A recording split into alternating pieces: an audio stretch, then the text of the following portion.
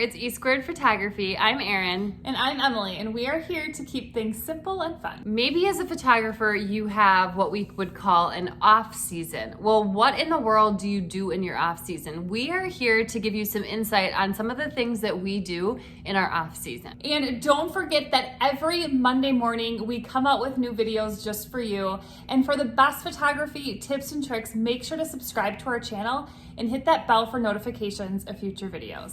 We promise by the end of this video that you're going to walk away with some new ideas that maybe you haven't thought about thinking about before after your busy session or your busy season is all done. And make sure to stick around until the end, especially if you're new to your photography business, because we have something special just for you. All right, so let's dive in.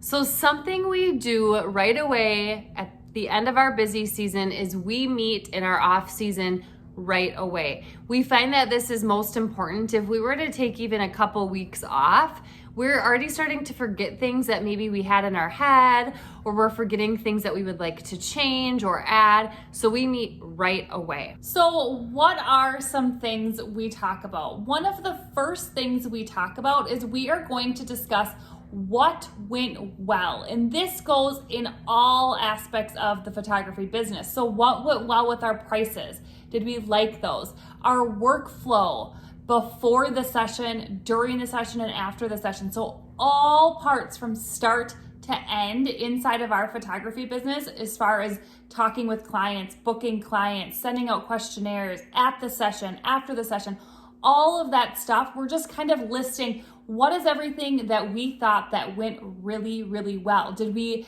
like how many sessions we did this year? Do we want to do less? So really debriefing and saying what we liked about how the season went. And so with that goes, then we talk about what maybe didn't go well. What are some things that we want to change? This could be something that we want to add, maybe in our print offerings. This could be that we really did not like working Tuesdays. Kind of random, but it could be. So what are some things we want to change? And another thing we do when we are meeting in our off season is we are creating something called our best of folders. So what we do is we use and we send all of our galleries on something called Shootproof, which is phenomenal. So we use Shootproof, and what we do inside of Shootproof is we every year create a best of families folder, a best of seniors folder from that year, and then we are going to add in all of our favorite images from that year into those folders. And why do we add those into those folders? Well, we're going to use those kind of images for our social media posts in the off season. We're going to use those on our website. They're the images we love the most, so we're going to use the most often, and to have them really handy is super nice. The next thing we go about doing after we've kind of talked about what went well, what we want to change, we've created that best of folder, is we look at our website and we update the different pieces that we need to update. Now, we won't lie and say that we update it that one time and we're done. We are constantly kind of going back to our website as we're brainstorming new ideas, but for the most part, we're updating our images, we're changing any pricing, anything that we think we really need to change at that moment, we are going to update our website with. Comment below right now and let us know what part of the photography business frustrates you the most. We as photographers absolutely love the shooting. We love the editing part of it all.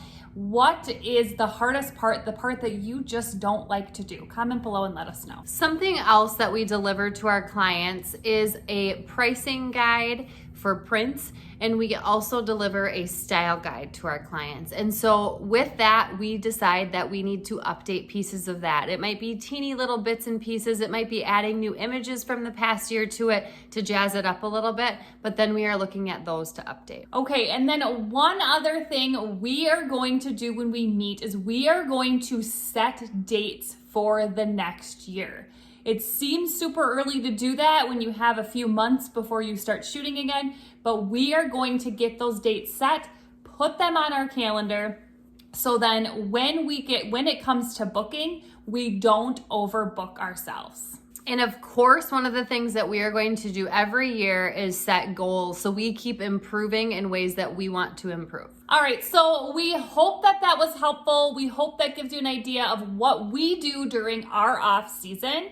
If you are new to photography and that whole workflow, pricing, all of that is just so much and so overwhelming to you, we want to let you know that we do have a pricing and workflow course where we talk all the way through our workflow, how we price, how we set our prices.